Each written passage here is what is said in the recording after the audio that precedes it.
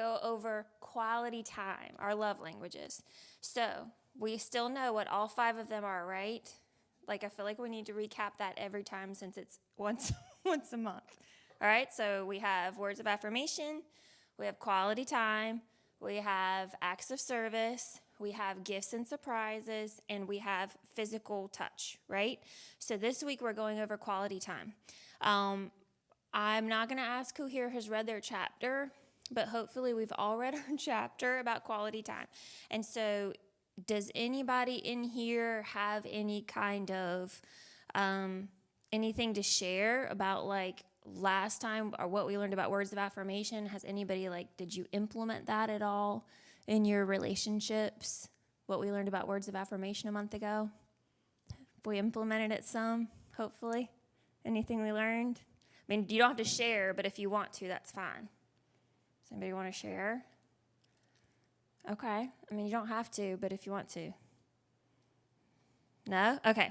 All right. So we'll go forward with quality time. So who here, your primary love language, one of the first two was quality time? All right. Okay. So I feel like oftentimes, and from what I've read, the quality time is a lot of times mostly women, you know? And so actually Aaron's second is quality time, believe it or not. But a lot of times it's the woman. And so sometimes we're a little bit harder to please than men with like our love language and our love tank being satisfied. But quality time is very important. And quality time does not mean just sitting on a couch watching television together, right? Sometimes it does. Somebody's coming in. But quality time, no matter what we're doing, means giving someone their undivided attention. Hey, y'all. Do you guys have anything to share about words of affirmation you might have learned this past month? Brian, did you? I know. I had just asked, that's why I was just asking. Which one of y'all, one of your top love languages was quality time? I know one of y'all is. Brian's. Oh, really? Sweet. Then this will be good. You're welcome. Thank you. Okay, so we did just get started, so you guys really didn't miss anything. So we were talking about how, quality time is not just sitting in a room with somebody, right? We all know that. If one of our primary love languages is quality time, we have all been in a room with someone and still felt like we were worlds apart because it wasn't actually spending quality time, right? You feel like that's true? So when you are giving quality time to someone, and I never thought of it this way until I read it in the book, but you're giving, so like if you spend 20 minutes of quality time, like when I got home from work today, Aaron and I sat at the table in the kitchen and we just talked about what had happened that day. Just, I didn't have my phone, which was, rare, because I'm usually checking my emails just half glazed out. But it was 20 minutes, let's say, of just focused attention, what I had today, what he had today, and that's 20 minutes of your life you'll never get back, right? That's 20 minutes of focused time that you cared enough about the other person that you are willing to give them 20 minutes of your life that you will never get back. That's why it's such a treasure to people who that's your primary love language, because they know how important those minutes are. So, and I don't know if anybody in here has ever said this. I know I have. But if quality time is someone's primary love language, and if you are married, have you ever heard, we used to go to places and we used to do things like this before we were married, but has anybody said that? We used to do this and this and this before, but. So everybody's but might be different. Sorry. Everybody's why that they no longer do these things might be different, right? It could be your job might have become more demanding. It could be, kids might have become more demanding, different place in life or whatever. But everybody usually has a why that takes some of our time from that person. But that doesn't change the fact, it's like just because we're in a different season of life now doesn't mean that that person's primary love language is still not quality time, right? But what that does mean is our expectation of that time and what that looks like might need to shift.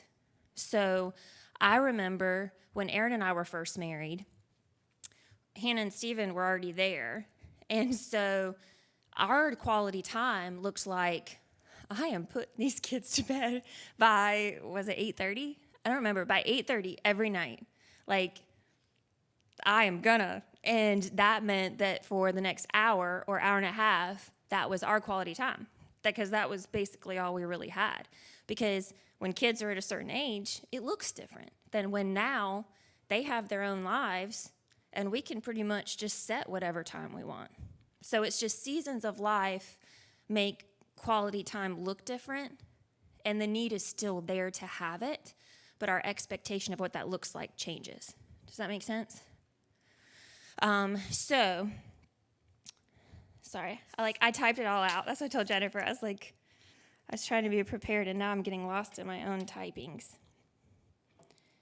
So, quality time. So I told Aaron this before. It's just really interesting. So I asked him, I was like, babe, has there ever been quality time that you've spent with me that you didn't really start off enjoying it, but you did it just because it was my quality, it meant something to me? He said, yeah, shopping. And I was like, okay. I said, so do you enjoy it now? He said, actually, I kind of do a little bit, but it did not start off that way. He started off just because he enjoyed spending time with me, and that was something that I enjoyed. So we did it together, and because I enjoyed it, he started enjoying it. So quality time with whomever in your life. It could be with your kids. It could be with your friends. It could be with your siblings, your spouse, your parents, whatever. It's not always necessarily something that you start off as, this is a commonality we have of enjoyment, but it might become that for you. Quality time does not mean we just spend our time gazing into each other's eyes. It means that we're doing something together and we're giving our full attention to the other person, and the activity that we're doing is just incidental. I'm sorry, I'm getting so distracted by you, Stephen. He's spending time gazing into her eyes. So the important thing is that emotionally, we're spending time focused on the other person. The activity is just the vehicle to bring that togetherness, right? Okay, so remember, it's not just sitting in a room with someone, because you can sit in a room with a complete stranger and never feel connection. It's actually engaging with that person in a way that they feel seen, right? Okay, so our spending time together in a common pursuit communicates that we care about each other and we enjoy being with each other and that we like to do things together. So for Hannah and Michael, Hannah doesn't necessarily enjoy cars as much as Michael does, right? But in order to spend time with Michael, sometimes that means that Hannah goes to car shows. And hopefully when Hannah goes to car shows, she doesn't act like she's miserable the whole time. But maybe she does. So that's the key, is you're doing something with someone because they enjoy doing it, and you don't want them to feel like you're in misery while you're doing it, and then you might actually end up enjoying it while you're doing it. Okay? Does anybody have something to share?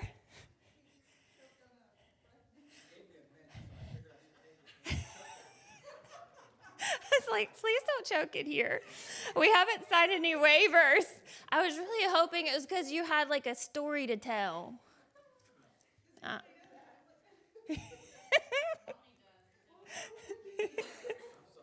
No, that's fine. That's fine. Okay, so quality time sometimes means engaging in quality conversation. So did anybody read this chapter? No, but I need to know now. Has anybody read this chapter? Okay, thank you, Angelise. Stephen, did you? Or did you listen to the book? Oh, okay, that's fine. So quality conversation. So when people complain about whomever they're in a relationship with that they don't talk, does not necessarily mean that words aren't coming out of their mouth. It doesn't mean that they're not saying anything. What it means is that they're not taking part in empathetic dialogue, okay? So that means they are not actually engaging back and forth with the person. They're just kind of grunting, type deal. If your person's primary love language is quality time, dialogue is crucial to their sense of being loved. Okay? Quality conversation is quite different from words of affirmation. So we're not mixing those two things together, because words of affirmation focus on what someone's saying. Quality conversation focuses on what we're hearing. Okay? We're engaging. So we're going to go through the steps of kind of helping to be a good listener, which I think we all have room for growth in that. Maybe some of us have fully arrived, but not me. So I want to read you guys this story so that way everybody kind of knows the premise. So the man who wrote this, Gary Chapman, he says, I met Patrick when he was 43 and had been married for 17 years. I remember him because his first words were so dramatic. He sat in the leather chair in my office, and after briefly introducing himself, he leaned forward and said with great emotion, Dr. Chapman, I've been a fool, a real fool. What has led you to that conclusion? I asked. I've been married for 17 years, and my wife has left me. Now I realize what a fool I've been. And I repeated my original question, in what way have you been a fool? He said, my wife would come home from work and tell me about the problems in her office. I would listen to her and then tell her what I thought she should do. I always gave her advice. I told her she had to confront the problem. Problems don't go away. You have to talk with the people involved or your supervisor. You have to deal with problems. The next day, she would come home from work and tell me about the same problems. I would ask her if she did what I had suggested the day before. She would shake her head and say no. After 3 or 4 nights of that, I would get angry. I would tell her not to expect any sympathy from me if she wasn't willing to take the advice I was giving her. She didn't have to live under that kind of stress and pressure. She could solve the problem if she would simply do what I told her. It hurt me to see her living under such stress because I knew she didn't have to. The next time she'd bring up the problem, I would say, I don't want to hear about it. I've told you what you need to do. If you're not going to listen to my advice, I don't want to hear it. I would withdraw and go about my business. What a fool I was, he said. What a fool. Now I realize she didn't want advice when she told me about her struggles at work. She wanted empathy. She wanted me to listen, to give her attention, to let her know I could understand the hurt, stress, and pressure. She wanted to know that I loved her and that I was with her. She didn't want advice. She wanted to know that I understood. But I never tried to understand. I was too busy giving advice, and now she's gone. So, can you point out anything that you feel like he might should have done differently? Anybody? Because he was listening. He was listening to her when she was telling him stuff, right? But instead of just making her feel like she was being heard and being seen, he just jumped right in and tried to fix the problem, right? How many times do we do that? I mean, it's good to, there have been times when I've been talking with Aaron and I'm like, and I actually did this a couple of days ago.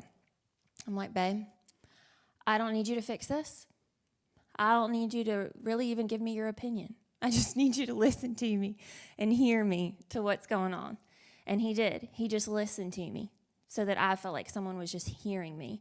And there's also the times when it's happened where I've said that, I haven't told him that, and I've told him about the situation, and he jumps right into it. Well, you need to say this, and you need to do that, and you need to blah, blah, blah, blah, blah, blah, blah. And I'm like, well, if it was just that easy, I would have done it. You know what I mean? It's like sometimes you just need an empathetic listener. And it doesn't matter. It doesn't have to be your spouse. Sometimes it's just a friend. Sometimes it's a parent, whomever it is.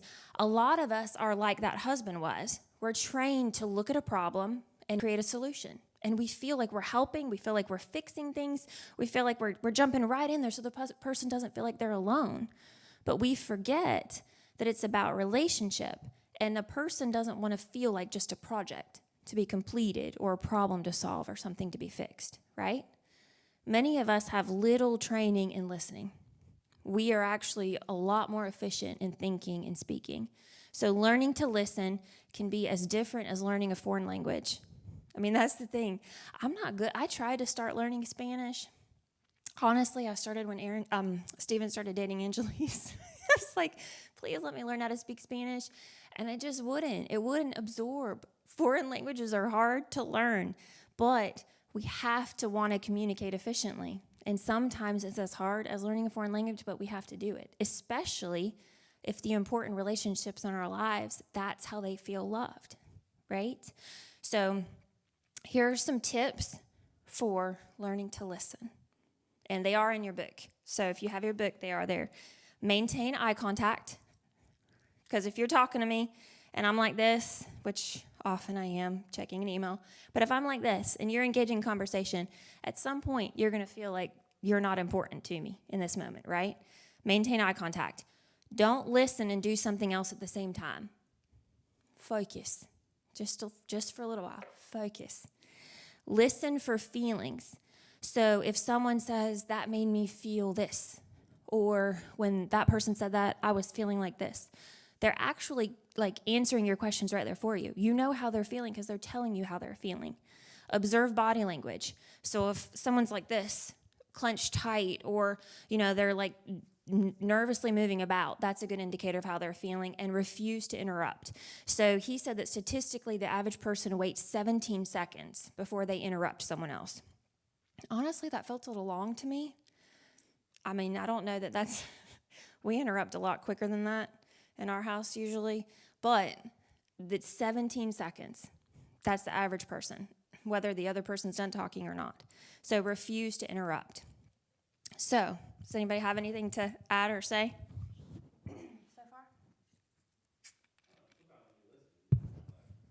Not necessarily like misery loves company. Like if you have a bad day or somebody does something to you, I'll just like walk through it with Rebecca. Like, why did they do that? Like not try to fix it, but just like let's go through it, and then maybe you can. Well, and I think that the key too is because no one is like cookie cutter the same in how they respond to anything. So you know that the people that you're in relationship with, how they respond, and you can take your cues from them. So like for me, Aaron knows if I tell him, I really don't need your opinion, I just want you to listen. I have no problem setting the expectation.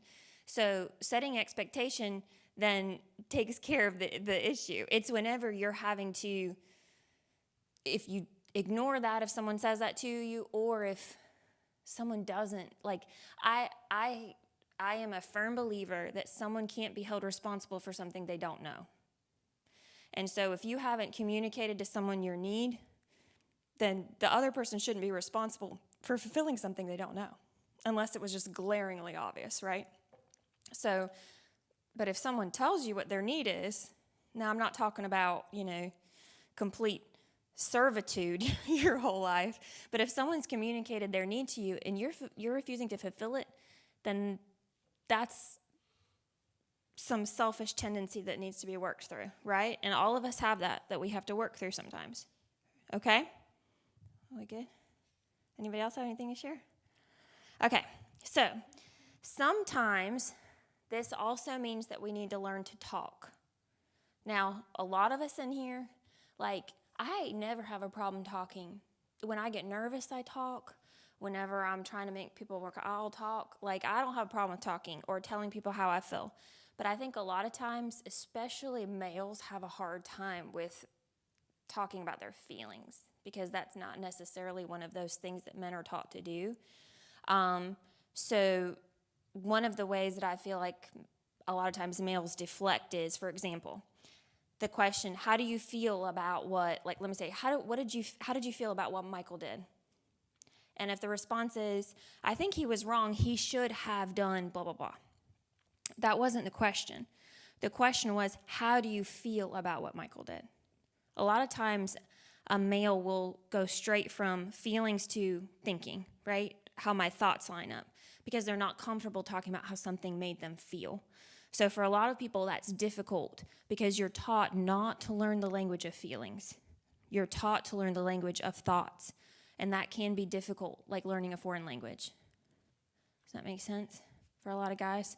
I think, girls, we talk about feelings a lot. Guys, not necessarily. That's not really as acceptable. But, everybody's created with feelings.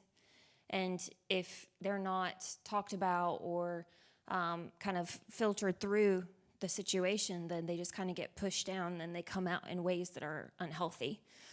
So that's why, we do that. So I'm going to read 2 Corinthians 6:11 through 13. It says, we've spoken freely to you, Corinthians, and opened wide our hearts to you. We're not withholding our affection from you, but you're withholding yours from us. As a fair exchange, I speak as to my children, open wide your hearts also. So to me, that's talking about intimacy and relationship, right? It also goes back to what he was trying to say too, because if someone's coming to talk about their job and they start to talk about it, if you think about the person on the other side that you're talking about and get on perspective of understanding why, then you might come up with a reason, and then you start to give them forgiveness and you start to give them a little bit of leeway and you just talk through it. Right, right.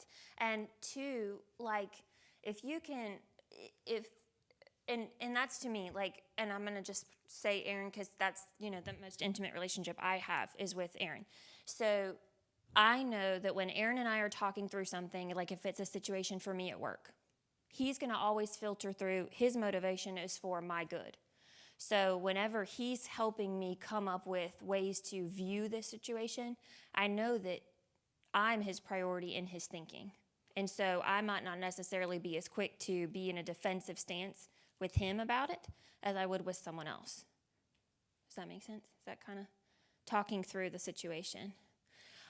So the key is to a lot of this is, I feel like it goes back to what we had read last time. I was about to say last week, in Ecclesiastes.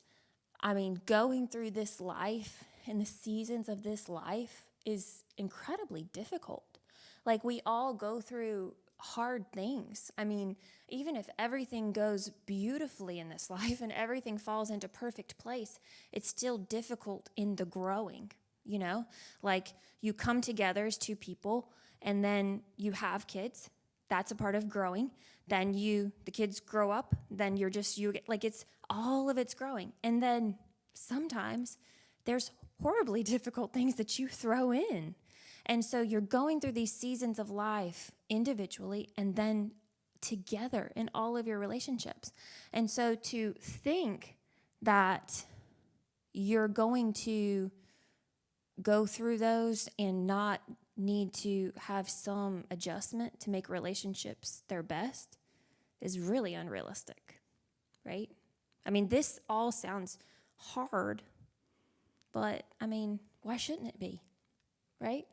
I mean, because it makes sense that all the best things in life are difficult. So one of the things that I'd like for you guys to do is, if you sometimes have a hard time putting words to what you're feeling, and it doesn't have to be just men. I keep saying men, but sometimes girls do too. Sometimes we are not comfortable talking about our feelings.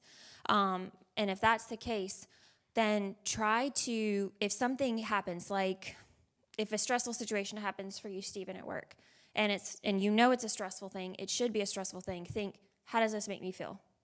So whatever it is, if someone doesn't show up to do something on one of the houses, frustrated, like makes me frustrated, and like three times that day or whatever it is. And then when you go home, Angelise, like you too, so if you guys both did this thing, you go home and you have this list of 3 things that happened, how it made you feel, and then talk together about it. That's going to teach you to notice what you're feeling, and it's like you're becoming aware of how something is making you feel throughout the day if you're teaching yourself to become aware. And it's also teaching you to interact with someone else about it. Okay? Does that make sense? Does that make sense, everybody? Yeah? Okay. So remember, emotions themselves are not good or bad. They're just our responses to the events of life. Now, sometimes our actions about our emotions can be bad or good, but our emotions themselves are not good or bad. They are honest responses to what's going on. And we just have to learn how to say, this is what this is, and be able to communicate effectively about it. So typically you have 2 responses. You're either a dead sea or a babbling brook. And typically, one or the other is that in a relationship, and you are together. So this one is specifically, and you're married to each other. So I'm going to read you what it says. Are you guys staying with me? I'm trying to read your expressions, and it's hard. So, not all of us are out of touch with our emotions, but when it comes to talking, all of us are affected by our personality. I've observed 2 basic personality types. The first I called the Dead Sea. So, it's if you say to a Dead Sea personality, "What's wrong? Why aren't you talking?" They'll probably answer, "Nothing's wrong. What makes you think something's wrong?" And that response could be perfectly honest. That's what they think. They're content not to talk. They could drive all the way from Chicago to Detroit and never say a word and be perfectly happy. On the other extreme is the babbling brook. For this personality, whatever enters into the eye gate or the ear gate comes out the mouth gate, and there's seldom 60 seconds between the two. Whatever they see, whatever they hear, they tell. In fact, if no one's at home to talk to, they'll call someone else. Do you know what I saw? Do you know what I heard? If they can't get someone on the phone, they may talk to themselves because they have no reservoir.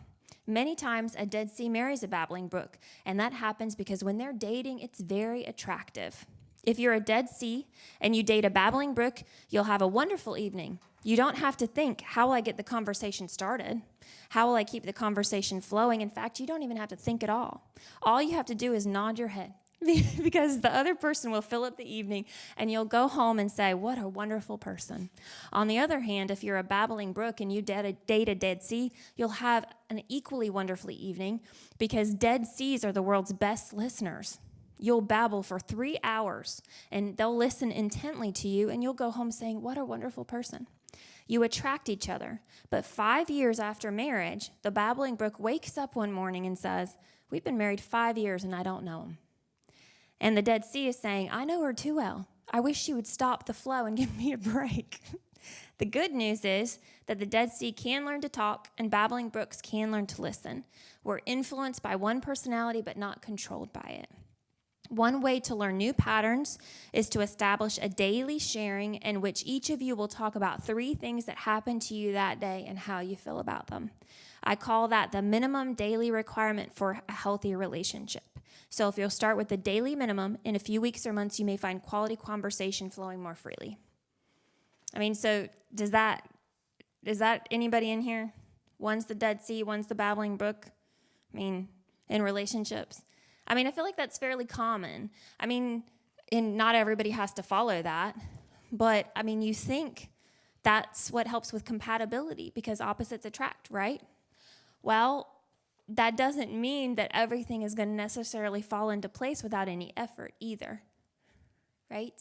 There's good things to both. So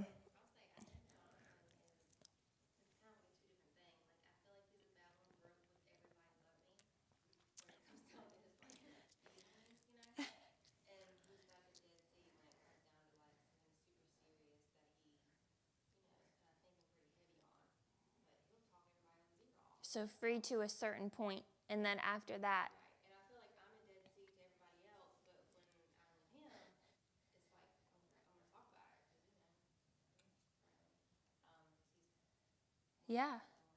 yeah. So I mean, that's the thing, is that we could be both and then be different to different people. I mean, so it's the key is to be aware of it, and then also to notice these things within ourselves to see where we can improve to then communicate more effectively, because that's the whole goal, is to communicate effectively, right? I mean, and I do think sometimes it's situational too. I think that it depends on the day oftentimes, because sometimes I literally, even today, I was so tired and I literally was sitting on the couch about 20 minutes before coming. And I thought I was going to fall asleep on the couch. And I thought of something that I wanted to tell Aaron about the day. And I was like, no, that'll take too much effort. I'm just going to not say it. Because I was just tired. I didn't want to engage in any more conversation. But I mean, so it depends on the day too. But I mean, it's also, I mean, because I've heard some people say, I feel, and I've had, Hannah's come home and said this before, not about Michael, but just about the day. She's like, Mommy, I have been so social all day long. I'm tired of being social. I don't want to be social anymore when she comes home, because she has just poured it out with everybody. And then when she gets home, she's home. I'm tired. So that is completely understandable for sure if it's a stressful day. However, we do not want to get into the habit of giving our best selves to the people outside of our core relationships, and then our core relationships suffer because we have nothing left to give, right? So that's what's important. Stephen.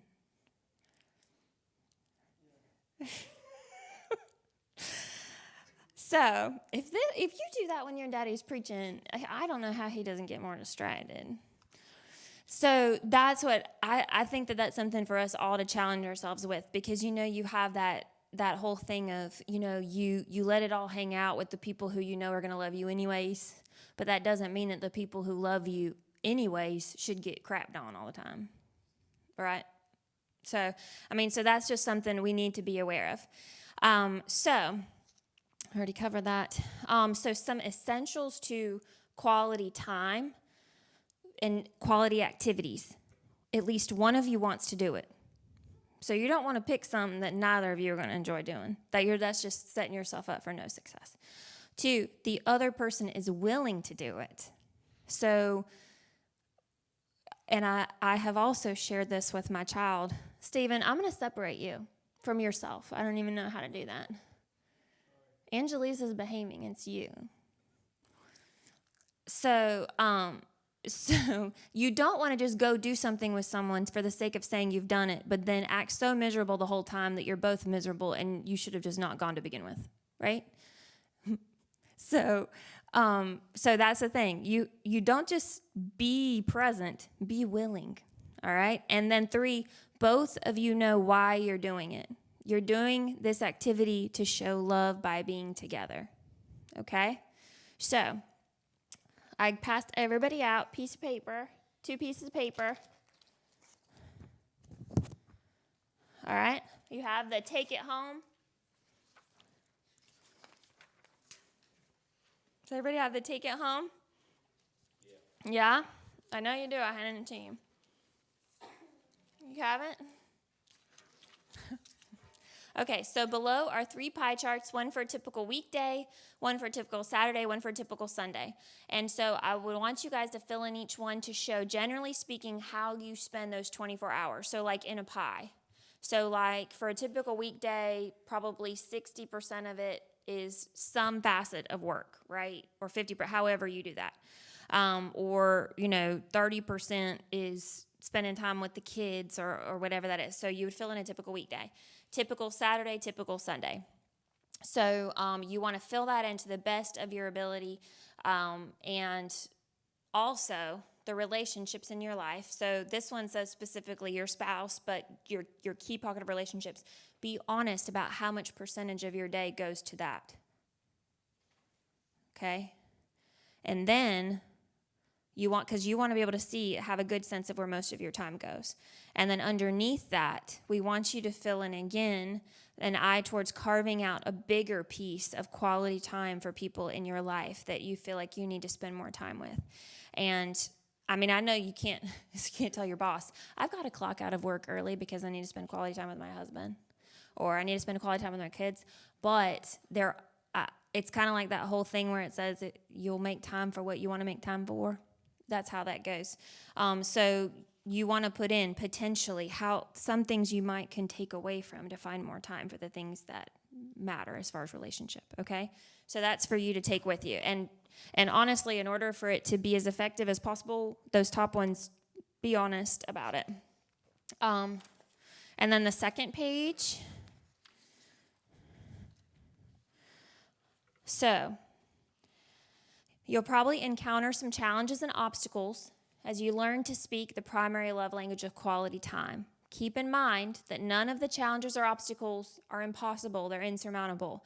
To help you discover for yourself, here are a few examples drawn from actual experiences. For each one, come up with a workable solution or strategy. So in the left-hand column, you can look at these questions or these phrases based off of relationships in your life.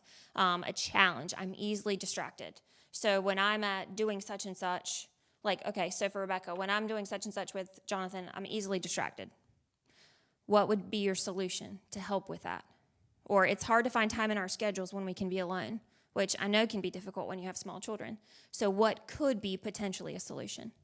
and everybody complete that for people in your life, relationships. And then what I would like, this is specifically geared towards the people in here who are married, but if you are in relationship or if you're not in a relationship, what you would like for the future, list 5 activities of something that you would enjoy that you could do with someone else meaningful in your life. And then, like, once you've written them down, try to make them happen. And what would be cool for Jill and Brian, you guys, you both make that list of 5 things. And then once you've made that list of the 5 things that you would enjoy doing, then come together, you guys talk about it, and pick one from each and kind of go down through it for the next month. And then see how it goes. So the question always comes down to, where do you find the time? Where do you find the time to invest in these relationships that matter? Because, I mean, time is difficult to find, especially right now when everybody's running around like wild banshees.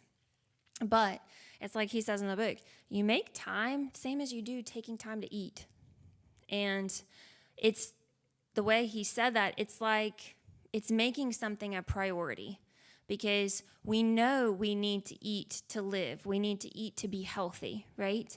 So what do we need to do? What do we need to make time for in order to have healthy relationships?